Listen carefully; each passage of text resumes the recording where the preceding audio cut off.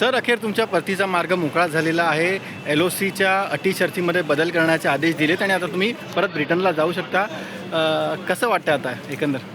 Of course मला आता जवळजवळ 4 महिन्यांनी माझ्या फॅमिलीसोबत जोडता येईल. माझं काम सुरू करता येईल हॉस्पिटलचं. मोठं नुकसान माझं झालेलं आहे त्या सगळ्यामध्ये. तर आय एम ग्लॅड, पण या सगळ्यातून म्हणजे जायला हवं होतं, कारण हा मला एक प्रश्न पडतो. आणि त्याच्याबद्दल सविस्तर बोलेन, कारण अजून मॅटर कोर्टात आहे. बरोबर. आता पूर्ण केसमधनं बाहेर आलो जे होईलच, मला पूर्ण खात्री आहे की पुढच्या 1-2 हिअरिंग्समध्ये केसही जाईल आमची. तर त्यावेळेला मी सविस्तर बोलेन. आज काय नेमके कोर्टाने आदेश दिलेत, काय सांगाल त्याबद्दल? आजचं मेन हिअरिंग जे होतं मुख्यत्वे हे मला जे ट्रॅव्हल रेस्ट्रिक्शन्स लावून ठेवलेले आहेत मुंबई पोलिसांनी त्या केसच्या संदर्भात, त्याच्यासाठी होतं. तर मुंबई पोलिसांना मी अंडरटेकिंग दिलं आहे, तुम्हाला भविष्यात कुठलं चौकशी करायची असेल तर मी इकडे येतो. मी तसंही 2-3 महिन्यातनं इकडे ट्रॅव्हल करतच असतो भारतात. माझे आई वडील वगैरे सगळे इकडे आहे. तर त्यांना आवश्यकता असेल तर मी येईल, आणि हे मी त्यांना पहिल्या दिवसापासून सांगतो. बरोबर. मी येईल आणि असंच अंडरटेकिंग दिलं. आणि मग कोर्टाने ट्रॅव्हल रेस्ट्रिक्शन काढलं आहे आणि काहीतरी मॉडिफाय केलं आहे, LOC मॉडिफाय केलं आहे. ऑर्डर्स आल्यावर मला कळतील. पण बेसिकली मला आता इथे भारतात जे अडवून ठेवलं आहे मुंबई पोलिसांच्या LOC रेस्ट्रिक्शन निघालं. तुम्ही जेव्हा भारतात आलेलात, 10 तारखेला बहुतेक तुम्ही आलेलात, 19ला परतणार होतात, कधी विचार केलेला की तुम्हाला या सगळ्याचा सामना करावा लागेल भारतात आल्यावर?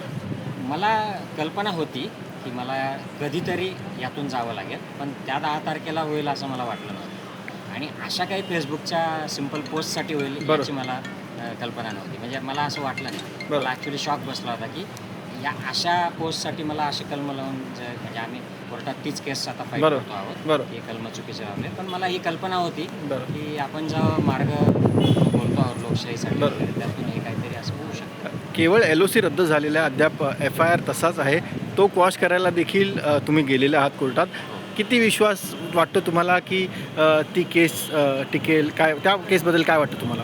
मला 100% विश्वास वाटतो, कारण त्या केस जी आहे माझ्यावर जो FIR केलेला आहे त्याच्यामध्ये आम्ही माननीय हायकोर्टला हेच सांगतो आहोत की माझं जे पोस्ट आहे आणि माझ्या विरोधात जे कलम लावले आहेत हे जुळतच नाही आहे, आणि हे सगळेच ॲक्सेप्ट करत आहेत. त्यामुळे आमची फाईट ती आहे, आणि पुढच्या 1-2 हिअरिंग्समध्ये होपफुली माननीय न्यायालय याचा नक्कीच विचार करेल. त्यामुळे मला 100% खात्री आहे ही केस क्वॉश होणार म्हणजे होणारच. आता परत कधी जाणार? जवळपास 4-1 महिन्यात तुम्ही परतणार आहात. आता LOC देखील मॉडिफाय केलेलं आहे. काय वाटतं किती लवकर प्रोसेस होईल? तुम्हाला कधीपर्यंत ब्रिटनला परतता येईल? कोर्टाने त्यांना मंडेपर्यंत वेळ दिलेला आहे. होपफुली ते सॅटर्डेपर्यंतच जर करतील तर मला विकेंडला जाता येईल आणि मंडेपासून जॉबला जॉईन होता येईल. म्हणजे मला काहीतरी त्याचा उपयोग होईल, नाही तर मग मला उगाच वेळ जाईल. Thank you sir.